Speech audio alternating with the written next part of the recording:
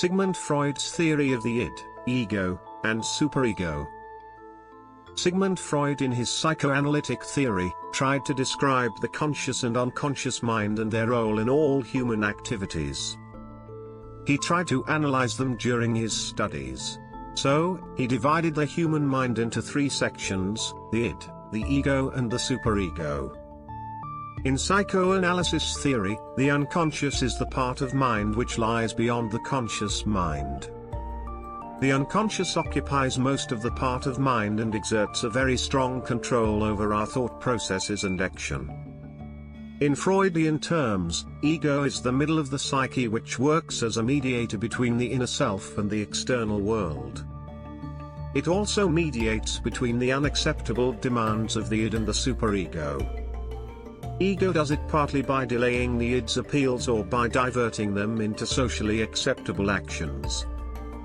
This is to be understood as a mediating agency between societal restrictions and the innate urges of the person. For example, a boy may give in to the temptation of smoking and drinking along with his friends, justifying it by the argument that he is discovering the experience. The ego works on the basis of reality principle. It is just like a regulatory agency which controls the untamed force of id and delays or defers its destructiveness. Ego turns its energy to socially acceptable activities. The ego is the closely related section of the psyche and it can be thought of as conscious energy. It regulates and controls. It works as a mediator between our inner selves and external world. So, sometimes our dreams make us realize about the hidden desires lying deep in our psyche. It is an unconscious part of the mind that is the source of psychic energy and desires. It operates for the only purpose of finding pleasure through fulfillment of its instinctual needs. Some part of the ego mingles with the id, drawing energy from it through sublimation.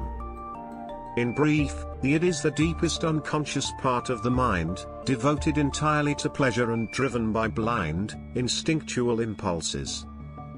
The id is the storehouse of the libido. Libido is the source of our psychic energy and instinctual desires.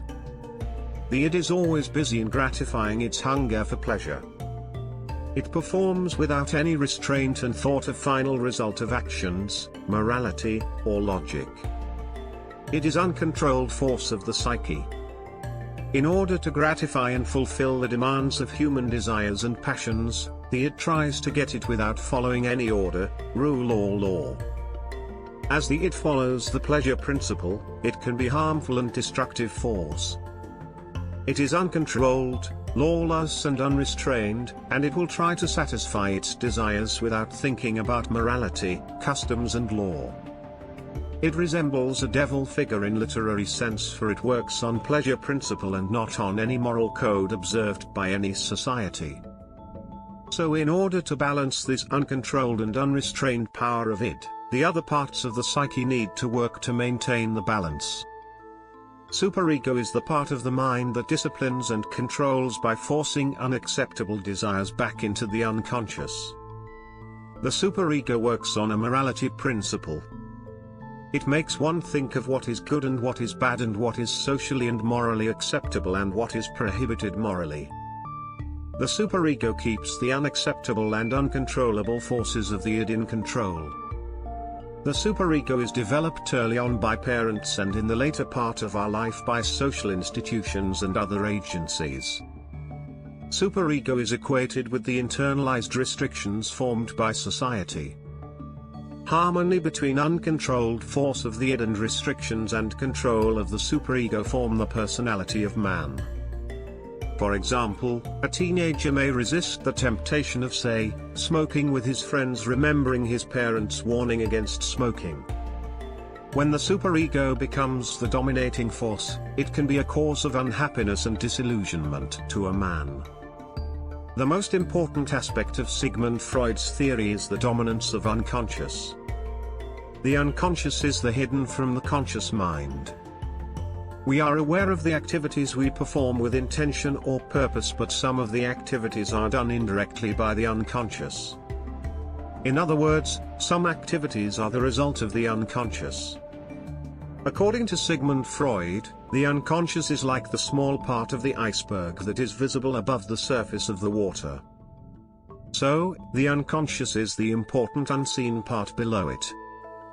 The conscious mind is completely unaware of its counterpart, the unconscious. So, it becomes very difficult to understand the causes of human behavior. It becomes very difficult to describe the difference between what is actually happening and what one thinks is happening. Thus, our actions are nothing but the result of forces working underneath which we do not identify or recognize. As a result, we cannot control and regulate them. The unconscious always seek immediate gratification, but the result is always negative and dissatisfactory.